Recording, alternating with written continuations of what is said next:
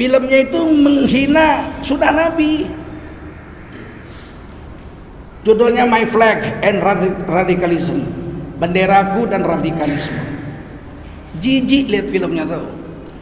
Di situ ada orang-orang pakai sarung gaya NU, perempuan-perempuan pakai kerudung gaya NU berantem sama anak-anak muda yang kakinya pakai celana cingkrang, baju putih kayak FPI.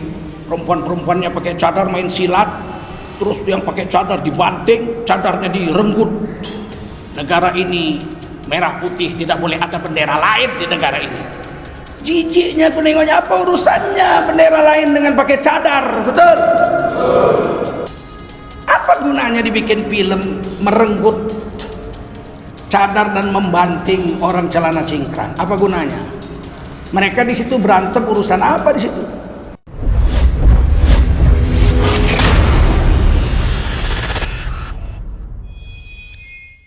Makanya ketika Islam memenangkan peperangan lawan Konstantinopel, itu pusat Kristen waktu itu, Konstantin rajanya.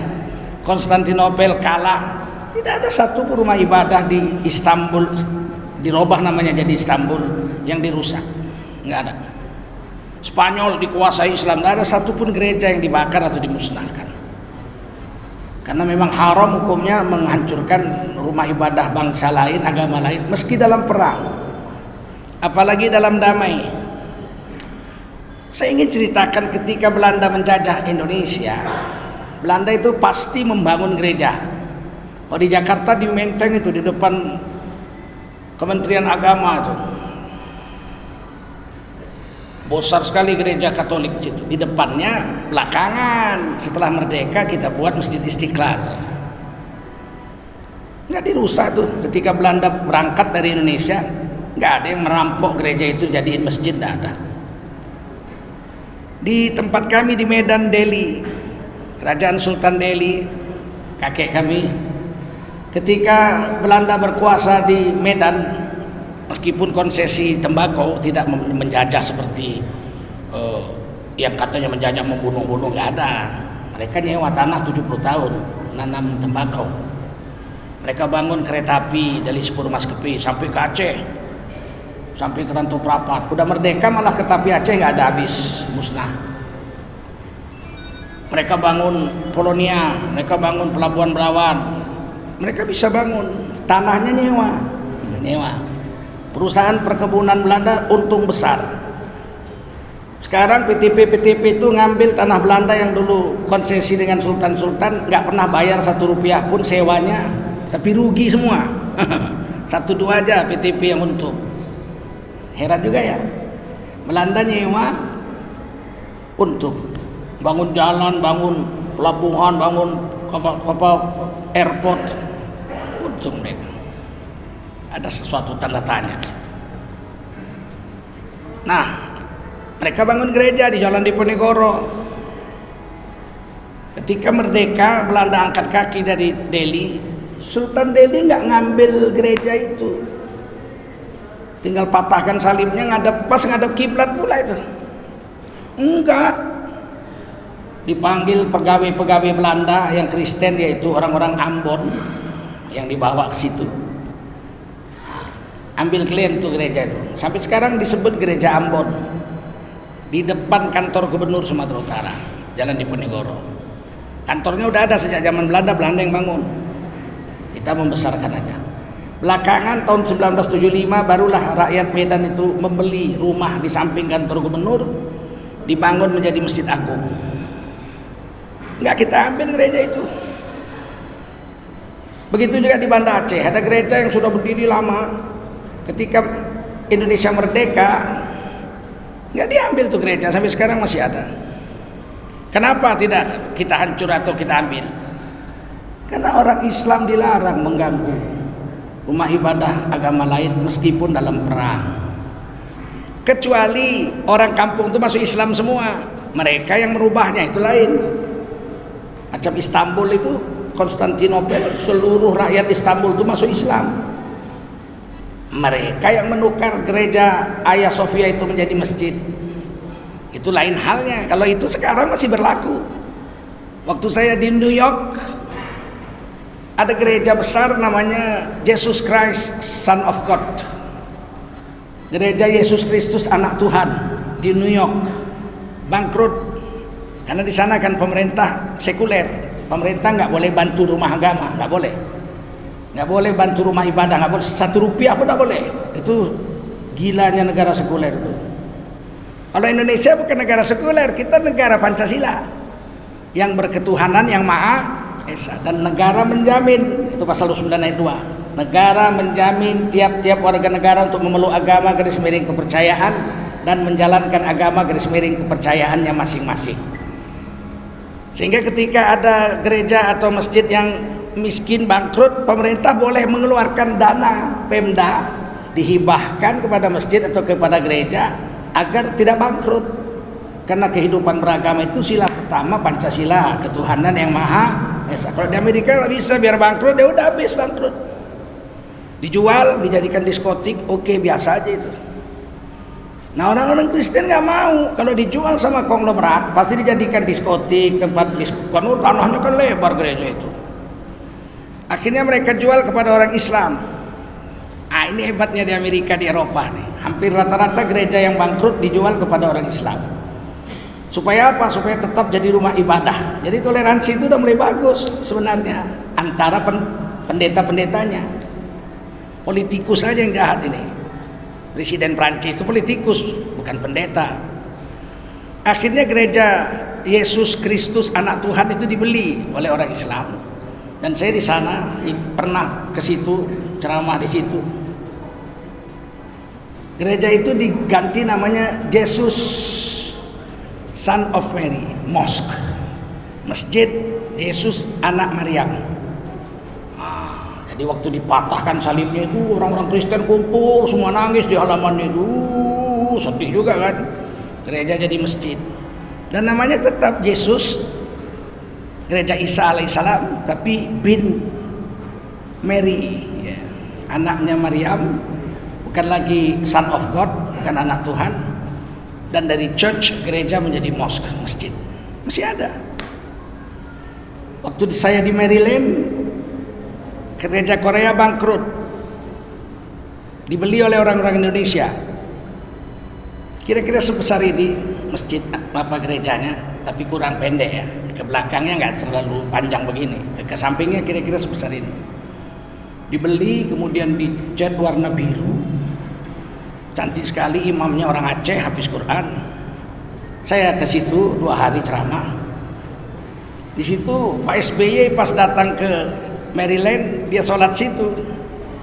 Dia lihat masjidnya biru, dia senang. Wah, ini Demokrat nih katanya. Dia nyumbang $50.000, uang pribadinya Pak SBY. Jadi banyak. Di Houston juga ada gereja yang dijual, gereja orang Korea, dan dibeli oleh masyarakat Indonesia. Waktu kita mau bayar perlu uang 1,5 miliar waktu itu, pembayaran tahap awal. Bapak Wakil Presiden Yusuf Kala lagi operasi di sana, opname, merobat ke Houston. Didatangi, diberitahu Pak Yusuf Kala bersedekah 1,5 miliar, itu duit Pak Yusuf Kala sendiri, pembayaran tahap pertama.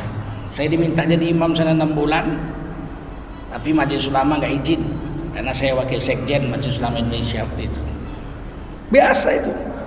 Kalau orang-orangnya sudah masuk Islam atau sudah menjualnya, ya berubah jadi masjid. Namun dirampas tidak pernah. Haram hukumnya dalam Islam. Yang kedua, dalam perang Nabi melarang orang Islam itu membunuh pendeta-pendeta agama lain. Jadi kalau kita perang dengan negara Hindu, kita menang, kita serbu masuk ke dalam negaranya, satu orang pendeta Hindu tak boleh dibunuh. Atau negara Kristen perang sama kita menang, satu pendeta Kristen pun tak boleh dibunuh. Kenapa? Karena umat Kristen atau umat Hindu di negeri itu perlu pendeta untuk belajar agama agar dia nggak jadi jahat. Kalau anak-anaknya nggak belajar agamanya tentu jahat. Yang jahat dia, pasti yang rugi kita juga. Maka tidak boleh membunuh pendeta-pendeta dalam perang sekalipun. Yang ketiga, tidak boleh membunuh perempuan. Seandainya pasukan musuh pun perempuan pakai senjata segala macam, ditawan saja, tidak boleh dibunuh. Kemudian yang ketiga, dilarang membunuh anak-anak. Ini kayak Israel ngebom anak-anak mati, itu brutal sekali itu. Dalam Islam tidak boleh.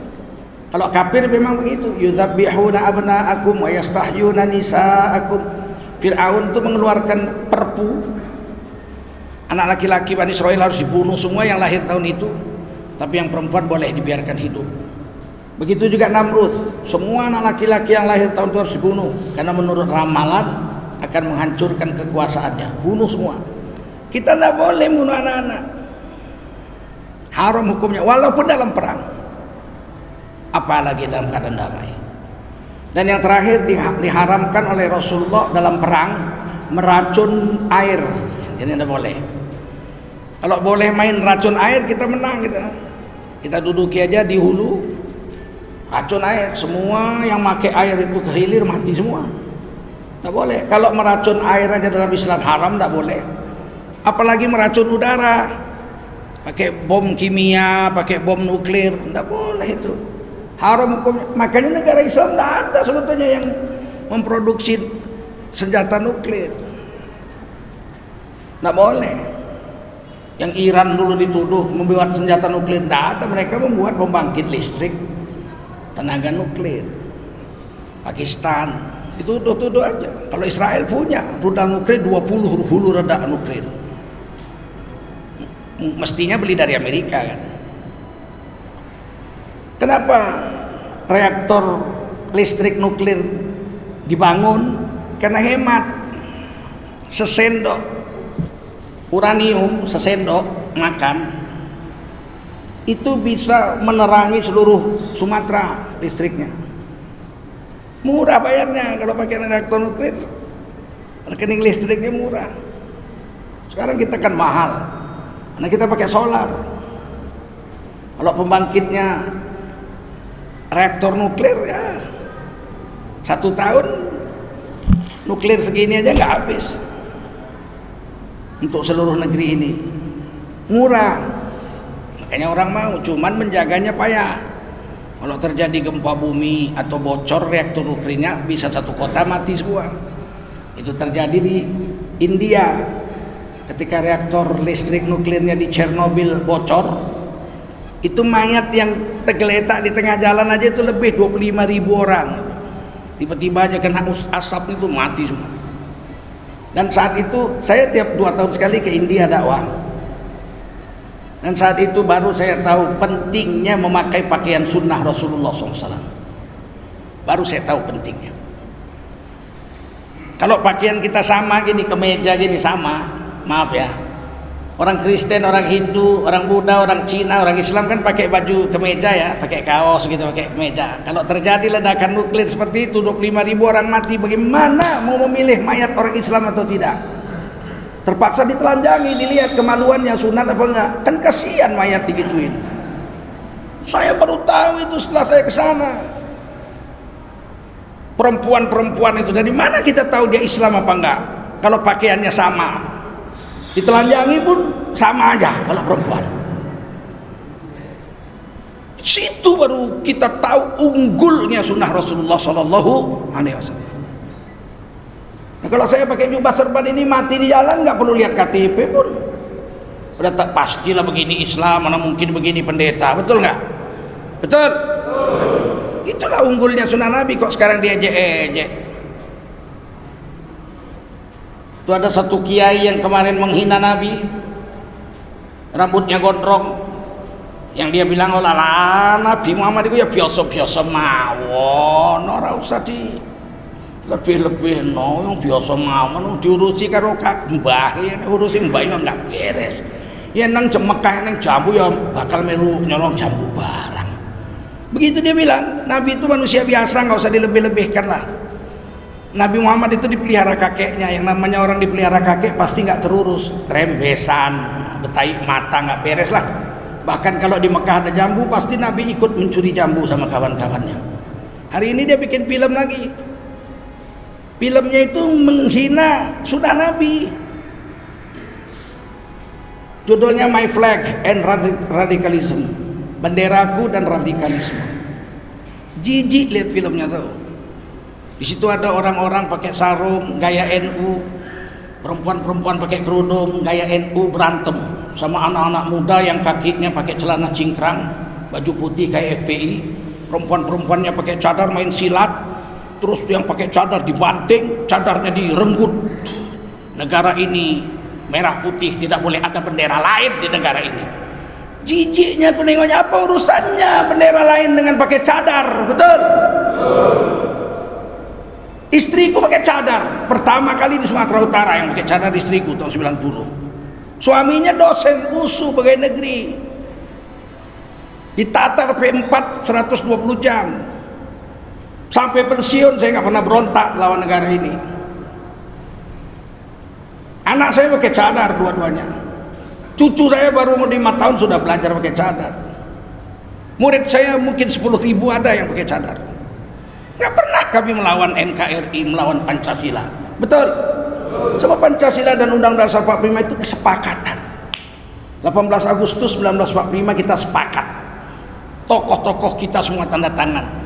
Kecuali PKI nggak ikut. Mereka tidak mengakui kemerdekaan Indonesia 17 Agustus, nggak mengakui. Musso pidato pada tahun 1948 di Madiun ketika memproklamasikan negara Rusia Raya. PKI Musso dia pidato, kemerdekaan Republik Indonesia adalah kudeta yang gagal dari golongan kaum borjuis. Maksudnya orang-orang terpelajar. Mereka mengakunya rakyat proletar. PKI kan ngakunya proletar.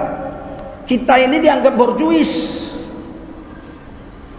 Kudeta yang gagal dari kelompok kaum borjuis yang merupakan Quisling Jepang, Romusa.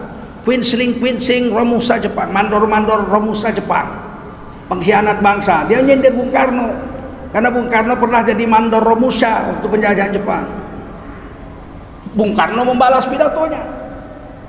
Negara Republik Indonesia ini kesepakatan seluruh bangsa Indonesia. Musso memproklamasikan diri Republik Rusia Raya di Madiun. Pilih Musso atau pilih Bung Karno Hatta. Rakyat berpihak ke Bung Karno. Mati semua itu PKI itu.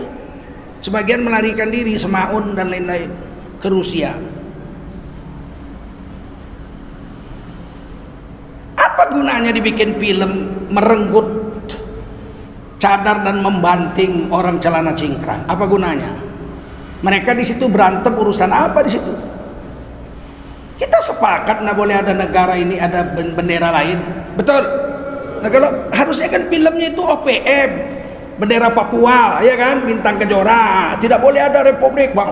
Berantemlah, berani sama orang Papua yang pakai M16 itu. Kalau nggak gondol kepalamu ditembaknya.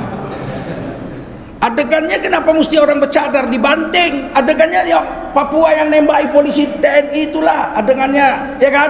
Ada tentara ditembak, ada polisi ditembak di Papua, itu adegannya. Kita bela merah putih. Kalau itu filmnya aku pun setuju, betul? Jijiknya lihatnya itu. Siapa yang tidak cinta NKRI? Pancasila Undang-Undang Dasar 45 membela agama kita kok. Undang-Undang Dasar 45 pasal 9 ayat 2, negara menjamin tiap-tiap warga negara untuk memeluk agama garis miring kepercayaan dan menjalankan agama garis miring kepercayaannya masing-masing. Di mana ruginya? Kita nggak ada rugi. Malah dengan adanya Undang-Undang Dasar 45 kita untung, betul? Dijamin kita menjalankan agama. Pasal 29 ayat 1, negara berdasar ketuhanan yang Maha Esa. Kan hebat itu. Nggak boleh ada di negara ini PKI ateis yang tidak beragama. Mesti beragama, meskipun ada 6 agama boleh pilih salah satu. Tapi mesti beragama berdasar ketuhanan yang Maha Esa. Ruginya mana orang Islam mau melawan Pancasila Undang-Undang Dasar? Gak ada. Orang kita untung ngapain? Dan itu kesepakatan 18 Agustus 1945. Dan kita orang Islam diwajibkan oleh Allah di Quran surah Al-Maidah ayat 1. Ya ayyuhalladzina amanu aufu bil uqud. Wahai kamu orang beriman, wajib kamu menepati kesepakatan. Nggak boleh kita mengingkari kesepakatan. Sampai sini paham?